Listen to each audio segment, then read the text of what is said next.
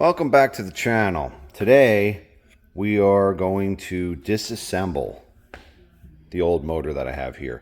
When I got this motor, it's locked up. The crank bearings are locked up, but the transmission is good.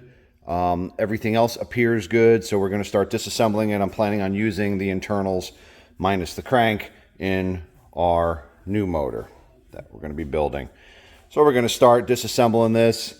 This clutch basket is looking pretty well toast. Boy, it looks, those edges are about as serrated as a steak knife. So I don't think we'll be using that basket. So we're going to go ahead and start with disassembling this.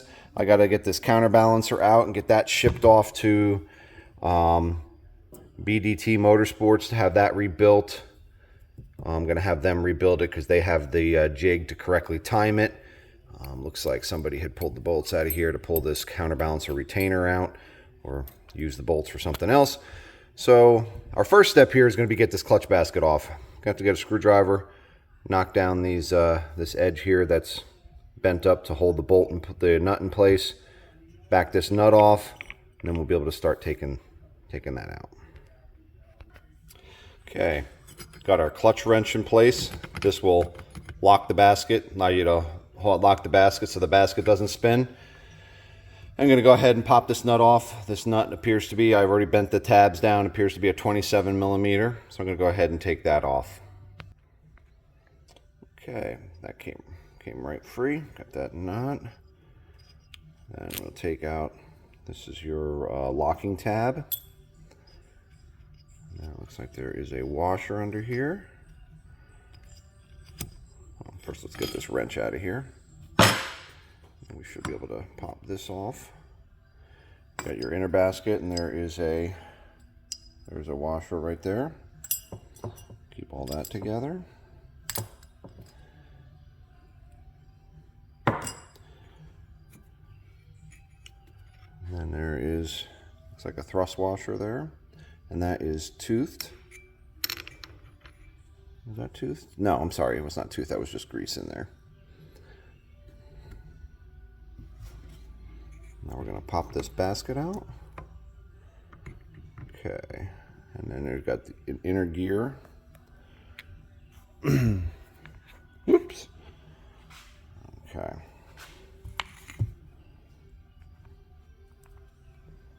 Okay, so I have to take that out.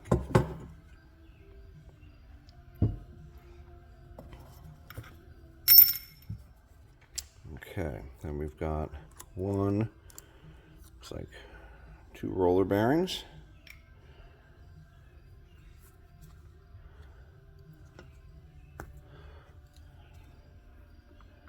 And then we're into our transmission. As you can see, the transmission spins nice and free. Oh, there. I knew that came off of there. Just keep all this. All this is going to get cleaned up, and there's our transmission, spinning nice and free. Got our kicker. We're going to be taking the kicker assembly out. We'll be taking all this out. First thing I am going to take out, though, is I'm going to take out this gear assembly. Then we have to rotate the counterbalancer to this hole. It's right about in this position, and then I should be able to slide that right out. Okay, this 14 millimeter bolt. Now, you could, if this crank was good, you'd have to take like a nail or a pin. You could put it in there and lock those gears together so that it doesn't spin. But because my crank is pretty well locked up, I was able to break it free with an impact gun. As you can see, there's some red Loctite on there. I was able to break it free without having to do that. And we have the outer gear. And the inner gear, and as you can see, the counterbalancer spun free there. Keep those right there. And you will see, let me locate it here, there should be a timing mark on this gear.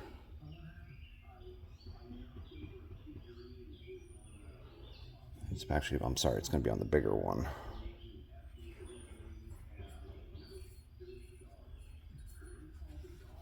right there. So when you reinstall it, that timing mark right there will get lined up with, there's a timing mark right there on the counterbalancer. You probably can't make it out. It is very tiny. It's just a little dot on the tooth. Okay, so we got that out.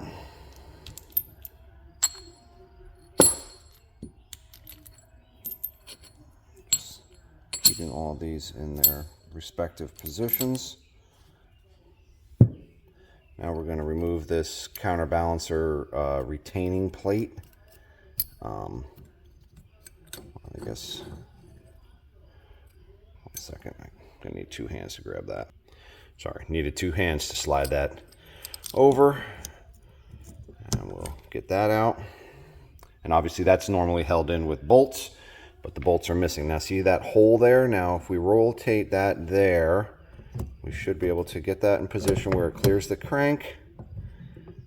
And should be able to slide that right out. Oh, it's pulling the bearing. The bearing appears to be on the counterbalancer shaft on the other side. Hold on. Okay, got the counterbalancer out. Turned out that the bearing was sticking onto the end of the counterbalancer instead of remaining in the housing, and that was obviously hitting the crankshaft. But as you can see by the cut in the counterbalancer, if you rotate it a certain way, you will then clear the crankshaft and be able to slide it right out. All right, that's perfect, because I'm gonna send this out to BTD Motorsports. They are gonna install a new bearing on this end, and then they will reinstall the top here. This is a press fit, but you need to get the timing dead on with these, and even as much as 1/4 of a degree or 1/2 a degree out can create vibrations, at least from what I'm reading. So I think they charge, I think it was about 80 bucks. You ship it out to them, and they'll put a new bearing on it, and it's a new OEM style bearing, and they will press it in place and have it set up correctly. Yeah, so I think it's worth it just to be sure. So we're gonna go ahead and get that sent out. Something I forgot to mention during the initial disassembly is the primary drive gear and how it is timed to the crankshaft. The crankshaft, you'll see right here, there is a little dot on the end of the crankshaft. That gets timed on this primary drive gear to, there is a small dot. I'm just going to trying to get the light here to hit it correctly, right there on the primary drive gear. Then once you have this gear timed to the crankshaft, you'll rotate it and get this little dot right there timed to the counterbalancer when you're actually doing assembly. So I just wanted to add that. I didn't mention it when I was disassembling. I just wanted to fit this in there so that anyone knows when it comes apart that there is, the methods are there. I just wanted this way that clears that up, but I felt it was something I should add in. Okay, our next step is going to be take this kicker assembly out. So this gear will slide right off. You can see you've got your teeth there. Got your angled teeth on this side.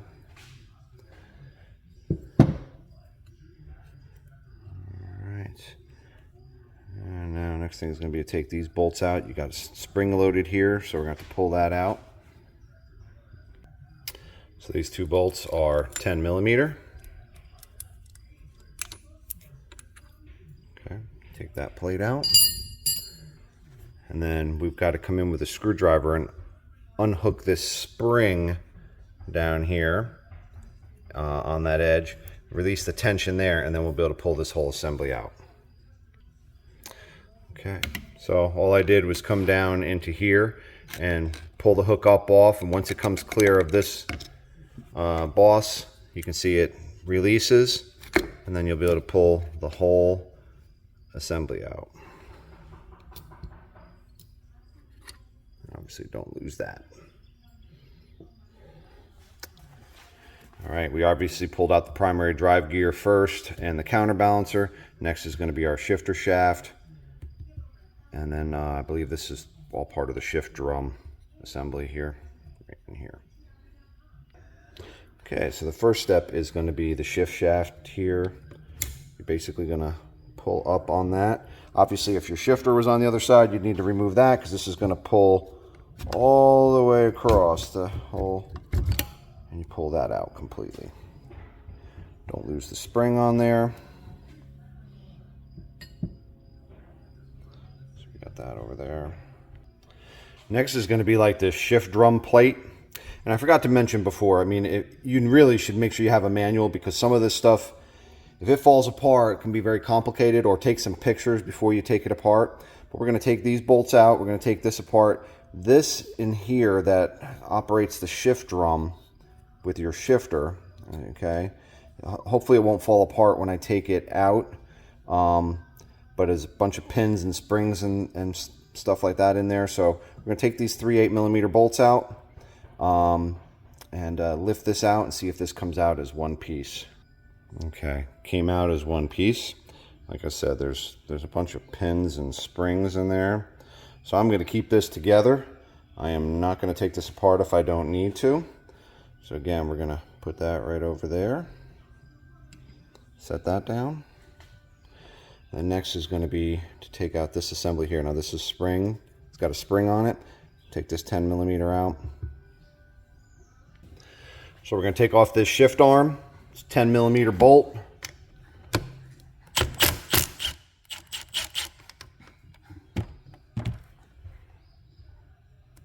Oops. There we go. Got to back it all the way out because it is spring pressure there. The next is going to be this. This is called your, I think in the manual it's your shift drum shifter. And this sits on top of the shift drum. Okay, so this bolt is a 12mm bolt that holds this in. Okay, same thing, don't want to lose that. And then you should be able to lift this right out. There we go. As you can see, there's a little detent there, lines up with a pin on the shift drum.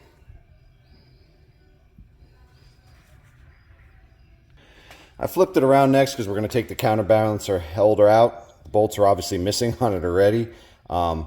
Whoever had this previously obviously took the stator and flywheel out, and I forget the name of the little regulator. I guess that's comes off the stator before it comes up and out the hole in the case there. So we're going to go ahead and remove this. What I'm going to do is I'm going to take a piece of wood, come in through this side, and just tap it and push it out. It's basically a tight fit with an O-ring. And there we have it. I basically just took a thin piece of wood, put it through, and just tapped it with the hammer. Came right out. As you can see, this is the, I believe it's called just the counterbalancer bearing holder. As you can see, the bearing is seated in there. I did put it back down, but that had popped out of the housing because it was stuck to the end of the counterbalancer. And then you can see the O-ring there. So again, we're going to move that over here because that's going to get all cleaned up. That'll get a new bearing and a new O-ring. All right, I actually positioned the engine incorrectly. I should flip it around because what we're going to need to do next step is going to be to split the cases. And we have to make sure that all the bolts are out on the other side. They're pretty much, most of the bolts are on the left side. And I'm not sure how many of them are there. One here. There's one up here. I think some of them were taken out, as you can see here. Okay, there's one down there. So there are a few. Some of them are missing. Some of them are still there. So I'm going to have to pop all those out, and then we'll be able to go ahead and split the cases. All right, I can count 9 bolts. 1, 2. There's not one missing here, but that's 3, 4, 5, 6, 7, 8, 9 bolts that hold the case together. Now, some of these counterbalancer bolts might actually hold the cases together as well once they're in place, but we're going to take those 9 bolts out, and then we should be able to split the case. All right, so I have 8 of those 9 bolts. One of them was missing. I'm not sure of what the length was on that one, but I'm thinking that the one back here that was missing is going to be the same length as the others that were right around this area. So this is the shortest of the 3 lengths. We're right around here, around the sprocket. These second longer ones are the second shortest, or the middle-sized ones. These 3 were inside the stator area, and these 2 longest were right up on the side, top of the cylinder here, or right at the base of the cylinder. So next step should be we get it in position to go ahead and split the case. Okay, so we're ready to split the cases. Now, according to the manual, you can grab hold of the right side of the case here, and you can tap the crankshaft and tap the transmission shaft with a mallet, and should be able to split the cases that way. We're going to attempt that, see how that goes, and otherwise I do have a crankcase puller, and we go ahead and use that if the mallet method fails. Well, attempted that, didn't even budge the cases, but I would assume that there's probably some RTV in here. I don't think this is an original build, or if this has never been apart before. So I'm gonna have to go ahead and set up the crankcase puller, and that will essentially, you know, it basically uses it's like a press essentially. But I'll go ahead and get that set up so that we can go ahead and show you how that's done to go ahead and get these cases apart. Okay, have the crankcase splitter installed, sitting on the crank. Basically, it just mounts sturdily to the side of the case and uses just like a puller. I called it a crankcase puller earlier. You know, you're gonna push this down. It's gonna push the crankshaft and the other half away, the other crankcase half away. I'll just have to watch this side here. I'll probably, as I'm doing it, tap this side down, and let's see how it comes out. Okay, here we go. Uses a 17mm hex up here, and that just popped. Oh wow, okay. You can see the cases coming apart right in there. Okay, what I'm going to do though is it's not moving too much on this side yet, so I'm going to pull up on here and tap down on that and see if I can get this other side to loosen up as well. Okay, pulling on this a little bit.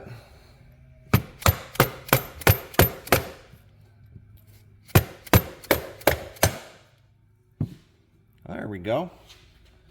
And I'd say that case is split.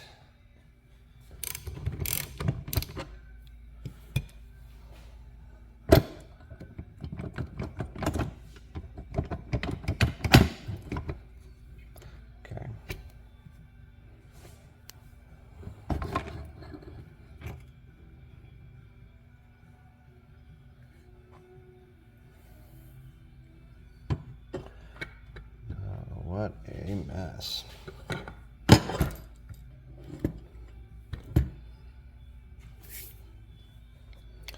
Okay, so that successfully split that apart. We did have one of the pins that holds the one shift fork in. Otherwise, we got one of the thrust washers. This should be on there. Other than that, now we can pull the transmission out and pull the rest of the pins out. This actually will come out of there and go into here. Okay. All right, that worked pretty well.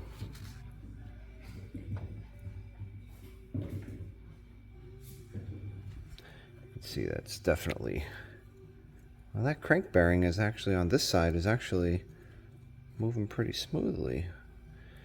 So maybe it was just the crank. Look at this crap in here. Yeah, there was definitely something going on with this crank. Something was letting loose. when I get all little bits of metal. So I may send that out and have it rebuilt. There is a company, Core Crankshafts. I can send it to them. They can weld it up and repair it. I'm also going to take these case halves to a friend of mine that does some really nice aluminum welding, and probably have him go ahead and possibly see if these cases can be repaired and refurbished and ready for another build. All right, I'm going to go ahead and remove this crankcase splitter, get that off and out of the way. All right, next step is going to be to take the transmission out and take that apart so we can clean everything up that's in there. Fortunately, it doesn't look like there's any little bits of metal. The gears look pretty good considering the condition of the clutch basket.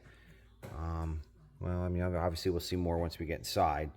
I gotta tell you, these engine stands, this is, I got this through, I believe it was Wicked Metal Designs. It's Dave Moore's TRX250R engine stand. Works great for assembly. It's strong enough to actually work on. And because it stands straight up or lays back, it's really nice for disassembly and will be really nice for assembly. Because it just holds everything right in place. And but anyway, I'm gonna go ahead and start disassembling this transmission. Okay, so first step here is going to be removing, this is going to be our shift fork pins.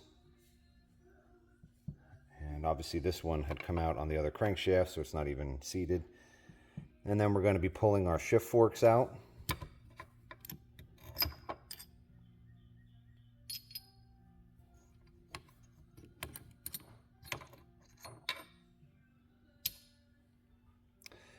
This one can be a little tougher. I'm going to actually use my one finger pushing it up so that the pin disconnects from the groove on the shift drum there. I think you can see that. And then I can actually just lift the shift drum up and out. Do not lose this pin on the top. And that takes your shift drum out. You can take the other fork out.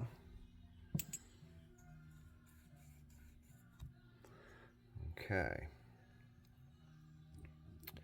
Now I'm pretty sure in order to take this out, I think I got to take that top gear off. All right, so I'm going to try and take those out separate from each other. All right, so both of these are loose, but it's going to take me 2 hands to get this. So I'm going to position the camera, see if I can make it so you can see me lift this out. I'm going to probably just lift it out as one piece and then bring it right over onto the towel here where I can put everything until I clean everything up.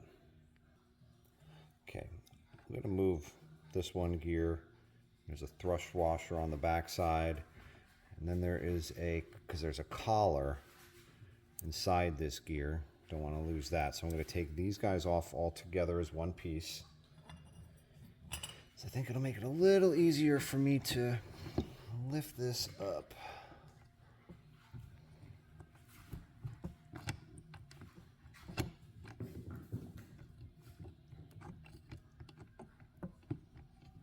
Okay, I got that one coming out.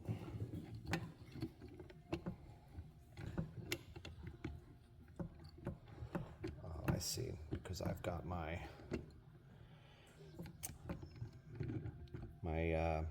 there's a shaft that goes from your clutch arm. Mine is still there, so it's not allowing this one to move over. So I'm going to try and lift these out together. Try as I may.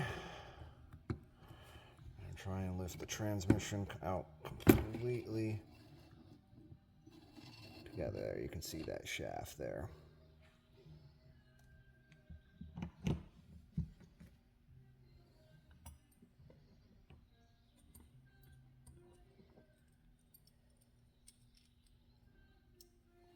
This big gear back on top of,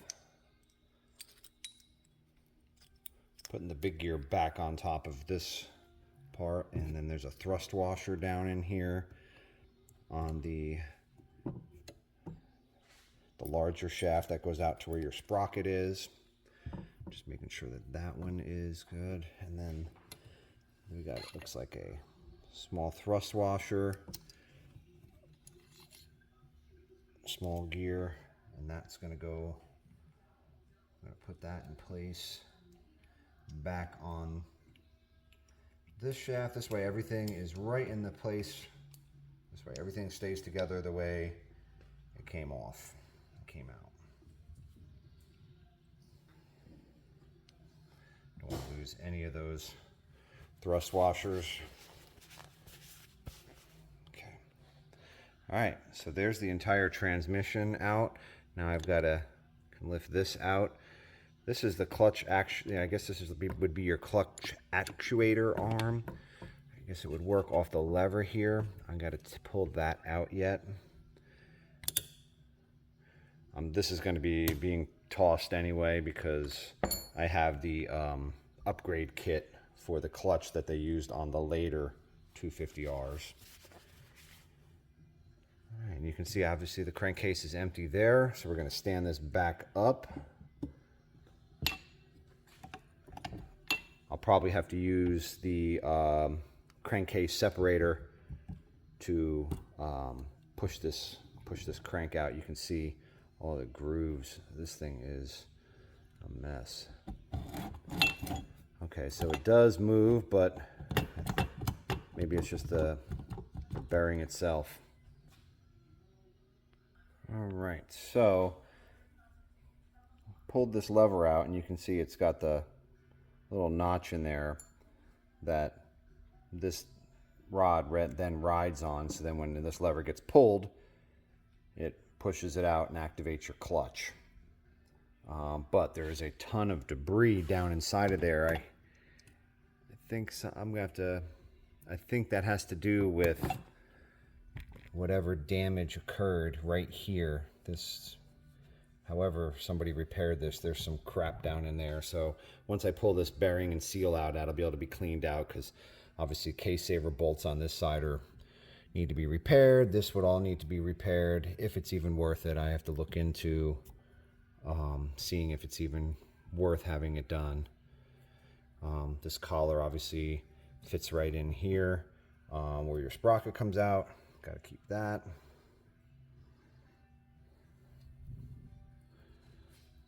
Okay, and now we just got to get that crank out, and then these crankcases will be empty.